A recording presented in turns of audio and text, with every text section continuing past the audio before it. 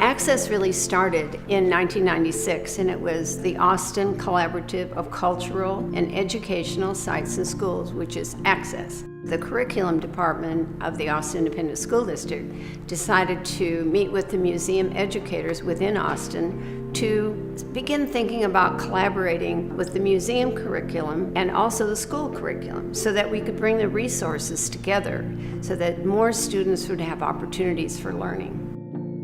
The museums are such wonderful resources for education, and education always needs more resources. And to have these two meet and begin to discuss how these resources can be connected to the curriculum standards and be more aligned to what teachers are wanting to teach in their classrooms, this was really the main purpose of why we were meeting together, why we wanted to spend the time, why we wanted to work so hard to make this happen. And we're very excited what we're doing today because I think it shows that we're coming closer to what our initial idea was, to promote and facilitate opportunities for experiential learning, and we're connecting that directly to the curriculum. For instance, we're starting with science.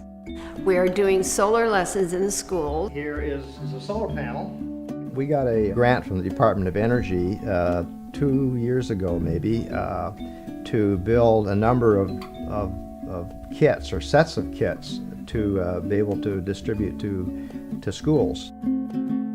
Children learn how to build a little solar car with a kit and then see how the solar panels work to reflect the sun and then take those cars outside and race them. It's a really fun activity. Go.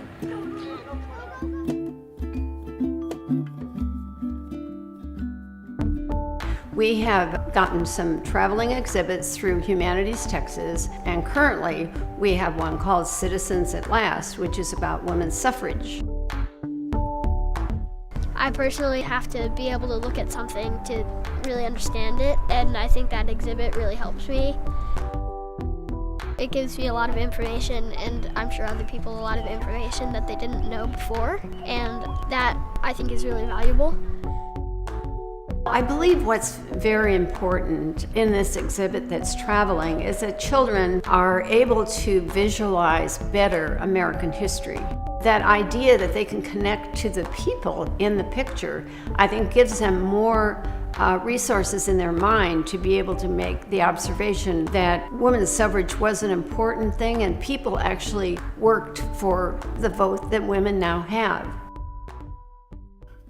One thing that we have done is worked with teachers to write curriculum for museums. For instance, at the Neil Cochran House Museum, a teacher in one of the schools created a beautiful curriculum with someone at the museum. Having that kind of collaboration where the museum person can bring in those resources and write them down and have a teacher and help evaluate the curriculum, then that can be disseminated to other teachers. So I think it's very important that both groups connect. We wanted to do some kind of professional development that would excite teachers about the exhibit at a museum and also have a hands-on experiential lesson that would go with it. So our art teacher on the board said, let's pick a museum that has an exhibit that we can create an artwork connected to it that teachers could make while they're there and then take it back to the classroom as an idea of a way to follow up. So we have this connection again to the teachers and to the exhibit and to making something in the classroom.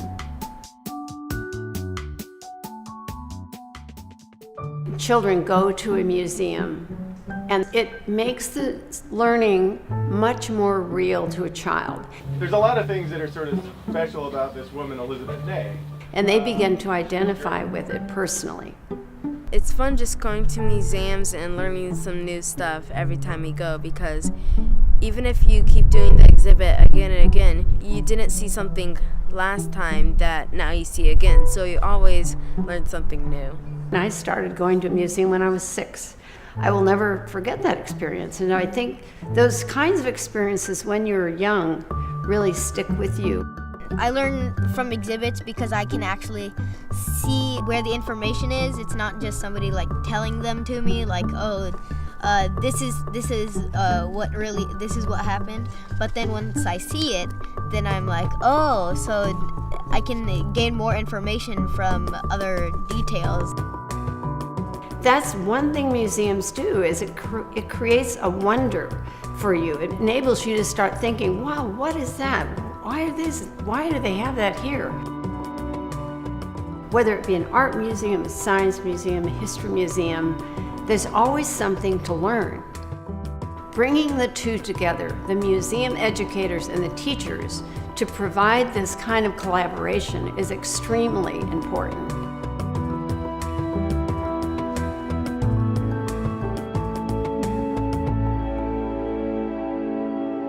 And that's really the key to why we do what we do.